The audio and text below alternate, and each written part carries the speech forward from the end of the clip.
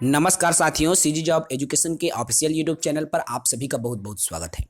साथियों, आपका जो हमारी ये जो क्लास चल रही है, आप सभी के लिए प्रयोगशाला परिचारक की कक्षा ले रहे हैं। भारत के भूगोल पर बात कर रहे हैं। आज की टॉपिक में हम कुछ महत्वपूर्ण विषयों पर चर्चा करेंगे, जिसमें आज बात होगी भारत में हरित क्रांति के संदर्भ में बात करेंगे।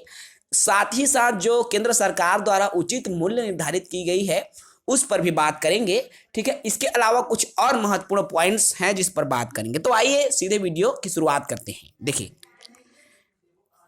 भारत में हरित क्रांति 1960 के दशक में परंपरागत कृषि के स्थान पर वैज्ञानिक कृषि अपनाने की प्रक्रिया शुरू की गई। हरित क्रांति क्या कहता है साथियों कि कृषि कार्य करने के लिए कृषि के क्षेत्र में विभिन्न प्रकार के तकनीकी का उपयोग करके बदलाव लाना ही हरित क्रांति कहलाता है। समझिए, अपनी भाषा में समझना ना। हरित क्रांति का तात्पर्य है कृषि क्षेत्रों में नए नए तकनीकी परिवर्तन लाना ही हरित क्रांति है। 1960 के दशक में परंपरागत कृषि के स्थान पर वैज्ञानिक कृषि को महत्व दिया गया। इसके परिणाम से 1966 से 67 में कृषि क्षेत्र में नए नए तकनीकी नए नए उपकरण शुरू हुआ। इसका मैं सीधा उदाहरण आपको बताता हूं। देखिए साथियों, आप में से 90% लोग कृषि क्षेत्र से बिलोंग करते हो, है ना भाई। मैं भी एक किसान के बेटा हूं, आप मन भी एक किसान के बेटा हुई है। और आप मन किसान के बेटा जब हमन आज से 20-30 साल पहले का चलत रही से बेलन में धान मिशन ना भाई। बेलन में धान मिशन कतका बेरा ले गोलुआ घुमत रहे भैंसा ह बेलन ला ओ धान हमेशा। लेकिन आज के तकनीकी युग में ट्रैक्टर आए है 10 मिनट पहले और 10 मिनट खोए के बाद 20 मिनट में सब धान मिसा जाती है। और अब ये 5 साल पहले के बता था ना। लेकिन आज की स्थिति में क्या आगे हार्वेस्टर डायरेक्ट खेत में हमार हार्वेस्टर जात है और लुए लुआए का मिसे मिसाए धान ला अलहोर के हमन अपन घर में ला के बोरी में भर के बरदाना में दसा के भितिया लेथन। यही तो है संगवारी हो हरित क्रांति। ठीक है, तो 66-67 में परिवर्तन शुरू हो गया था। ठीक है, अर्थात कृषि के क्षेत्र में नए नए विकास शुरू होने लगे। यही हरित क्रांति है। और विश्व में हरित क्रांति के जन्मदाता नोबेल पुरस्कार विजेता प्रोफेसर नॉर्मन बोरलॉग थे। याद रखना भाई, मोस्ट इंपॉर्टेंट है। हरित क्रांति के जन्मदाता नोबेल पुरस्कार विजेता प्रोफेसर नॉर्मन बोरलॉग थे, जिन्हें हरित क्रांति के जनक। लेकिन भारत में ये तो विश्व के हैं भाई, प्रोफेसर नॉर्मन विश्व के हरित क्रांति के जनक है। जब बात आती है भारत में हरित क्रांति के जनक की, तो MS स्वामीनाथन हैं, जो कि भारत में हरित क्रांति के जनक माना जाता है। ठीक है, इनकी अभी अभी हाल ही में इसका जो है देहावसान हो गए साथियों। आपने सुना होगा, कुछ दिन ही पहले की बात है, कुछ दिन पहले की ही घटना है। हरित क्रांति का सर्वाधिक लाभ पंजाब, हरियाणा तथा पश्चिमी उत्तर प्रदेश के कृषकों को हुआ। देखो, सबसे ज्यादा पंजाब वगैरह में होता है। और भाई अभी 4-5 साल ही हुआ है हमारे छत्तीसगढ़ में कटर आता है, हार्वेस्टर आता है धान मिसने के लिए। लेकिन आता कहाँ से है? आपने इस चीज को कभी गौर किया है? पंजाब से आता है हरियाणा से आता है। क्यों? क्योंकि वहां पर तकनीकी पहले से विकसित हो चुकी है। यही चीज इसमें साफ तौर पर कहा गया है। हरित क्रांति का जो सर्वाधिक लाभ है पंजाब, हरियाणा और पश्चिमी मध्य उत्तर प्रदेश। देखो भाई, वहां पहले शुरू हो चुका है। कृषि कार्यों में कृषकों द्वारा उपयोग पहले से शुरू किया जा चुका है, वो यहां अब आ रहा है। क्लियर है? आगे बढ़ते हैं, हम बात करें न्यूनतम समर्थन मूल्य की। भाई धान हो या किसी भी प्रकार की फसल हो, फसल को खरीदने के लिए शासन द्वारा एक मूल्य तय की जाती है।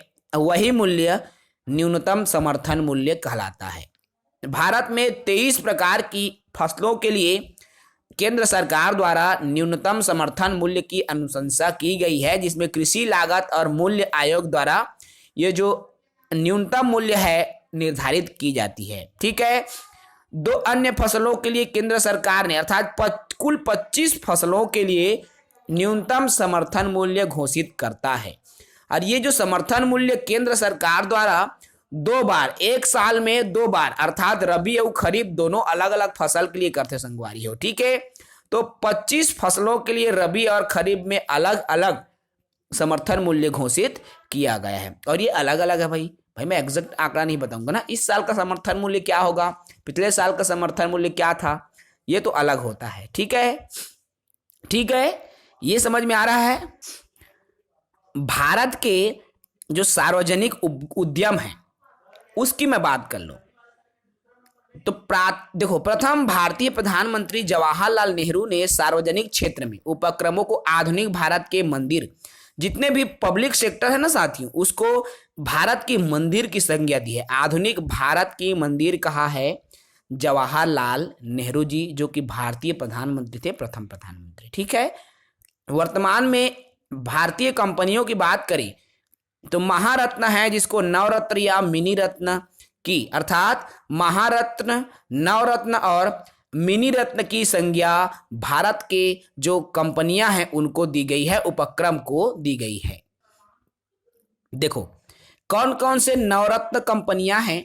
सबसे पहले आता है राष्ट्रीय ताप विद्युत निगम, एनटीपीसी, नाम सुने होंगे, कोरबा में है एनटीपीसी, बिलासपुर में है एनटीपीसी। तेल प्राकृतिक गैस निगम, ओएनजीसी।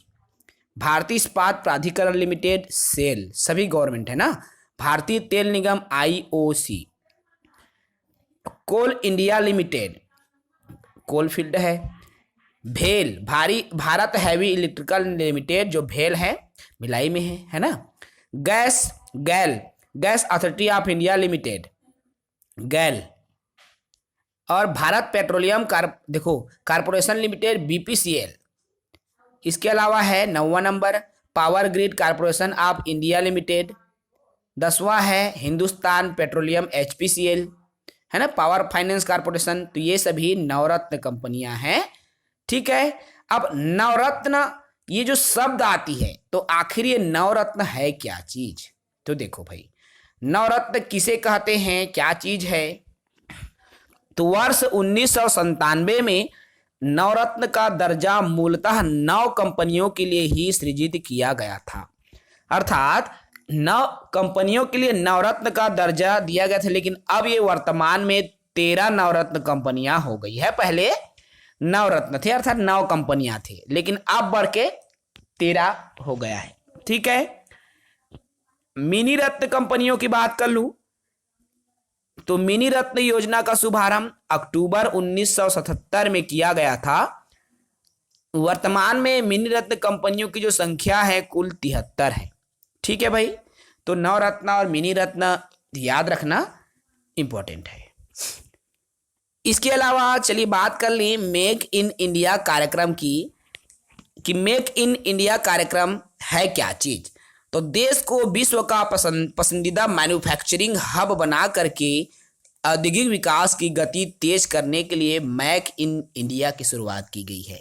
और मेक इन इंडिया की शुरुआत भारत के प्रधानमंत्री नरेंद्र मोदी ने 25 सितंबर 2014 को की थी। अर्थात भारत को, ठीक है, मैन्युफैक्चरिंग हब बनाना है, अर्थात भारतीय उत्पादों का हम उपयोग करें, मेक इन इंडिया से हो, भारत से बने हुए सामान ही खरीदें। और यही वजह है साथियों कि विदेशी सामान का बहिष्कार भी किया जाता है। देखिए, यदि आप अपने देश को आर्थिक दृष्टि से स्ट्रांग बनाना हो तो अपने देश के बना हुआ हम ही खरीदें, तब हमारा देश सुदृढ़ हो जाएगा।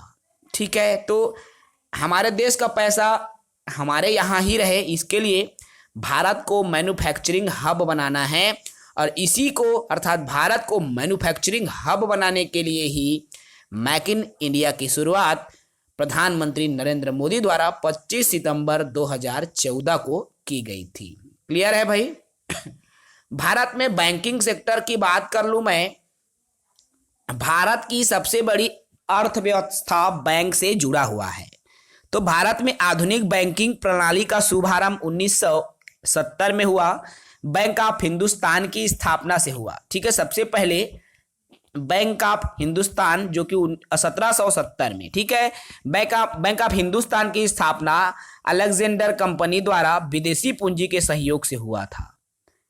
उसके बाद में आपका देखिए सीमित देयता के आधार पर अवध कॉमर्शियल बैंक की स्थापना हुई, जो कि 1881 में हुई।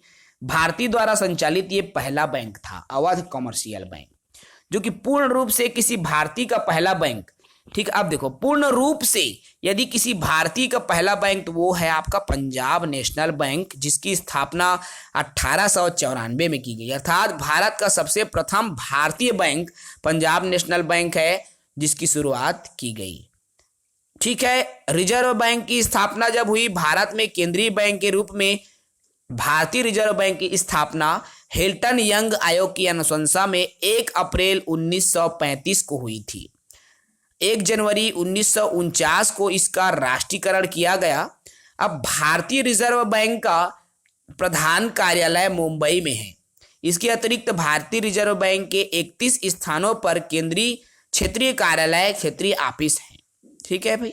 भारतीय रिजर्व बैंक के प्रथम गवर्नर सर ऑसबोर्न स्मिथ थे। भारतीय रिजर्व बैंक के प्रथम भारतीय गवर्नर सीडी देशमुख थे। ठीक है, इन्हीं के कार्यकाल में भारतीय रिजर्व बैंक का राष्ट्रीयकरण हुआ था। क्लियर है भाई। जब पहले चरण में भारत में बैंकों का राष्ट्रीयकरण हुआ, उस दौरान देखो, पहला चरण 19 जुलाई 1969 को 14 बैंकों का राष्ट्रीयकरण किया गया, जिनकी प्रदत्त पूंजी 50 करोड़ या इनसे अधिक थी। ठीक है, अब राष्ट्रीयकरण किया गया, जिन बैंकों का राष्ट्रीयकरण किया गया वे कौन कौन से बैंक थे, तो देखिए, Central Bank of India, Bank of Baroda, Bank of India, United Bank, United Commercial Bank, Canara Bank, Dena Bank, Syndicate Bank, Union Bank of India, Allahabad Bank, Indian Bank, United Bank, Bank of Maharashtra, Indian Overseas Bank और Punjab national bank. ये 14 बैंकों का राष्ट्रीयकरण किया गया था पहले चरण में। उसके बाद जब दूसरे चरण की बारी आई, 15 अप्रैल 1980 को 6 वाणिज्यिक बैंकों का फिर से राष्ट्रीयकरण किया गया। और ये जो 6 बैंक कौन कौन थे जिनका राष्ट्रीयकरण किया गया दूसरे चरण में, तो Andhra Pradesh Bank, New Bank of India, Punjab and Sindh Bank, Corporation Bank, Oriental Bank of India और विजया बैंक। इन 6 बैंकों का जो है राष्ट्रीयकरण दूसरे चरण में किया गया। उसके बाद बैंकों का आपस में शासन द्वारा विलय कर दिया गया, सरकार द्वारा विलय कर दिया गया और विजया बैंक और देना बैंक को आपस में जोड़कर बैंक ऑफ बड़ौदा बना दिया गया, जो कि 1 अप्रैल 2019 से प्रभावी है। अर्थात 1 अप्रैल 2019 को विजया बैंक और देना बैंक को आपस में जोड़कर बैंक ऑफ बड़ौदा बना दिया।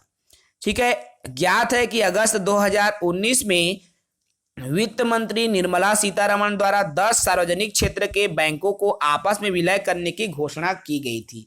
इस घोषणा के अनुसार ओरिएंटल बैंक ऑफ कॉमर्स तथा यूनाइटेड बैंक ऑफ इंडिया को विलय कर दिया, अर्थात जोड़ दिया, और जोड़ करके पंजाब नेशनल बैंक में डाल दिया गया है। सिंडिकेट बैंक का विलय केनरा बैंक में किया गया, आंध्र बैंक का विलय आंध्र बैंक बनाया गया था, कॉरपोरेशन बैंक का विलय यूनाइटेड बैंक ऑफ इंडिया में कर दिया गया। इस तरह से इलाहाबाद बैंक का भी विलय इंडियन बैंक में हो गया। देखो, ध्यातत्व है कि 1 अप्रैल 2020 से विलय प्रभावी हो जाने के बाद देश में, ठीक है, अब देश में जो राष्ट्रीयकृत बैंकों की संख्या अब घट करके सिर्फ 11 हो गई है। भारतीय स्टेट बैंक सहित राष्ट्रीयकृत जो बैंक है, ठीक है, अब 11 बैंक हो गई है हमारे देश में। ठीक है, क्षेत्रीय ग्रामीण बैंक की बात करें तो क्षेत्रीय ग्रामीण बैंक आरआरबी जिसको कहा जाता है, तो इस बैंक की स्थापना 1972 में आरसी सरैया के अध्यक्षता में गठित बैंकिंग आयोग के तहत जून 1975 में गठित नरसिम्हम समिति की अनुशंसा में की गई थी। ठीक है, यहां तक क्लियर है साथियों। चलिए आज के सेशन को हम यही समाप्त करते हैं। अगली वीडियो में फिर एक अगले टॉपिक पर चर्चा होगी। तब तक के लिए इजाजत दीजिए। जुड़े रहें हमारे साथ। प्रतिदिन 2 क्लास प्रयोगशाला परिचारक की हम लाते रहेंगे। जय हिंद, वंदे मातरम।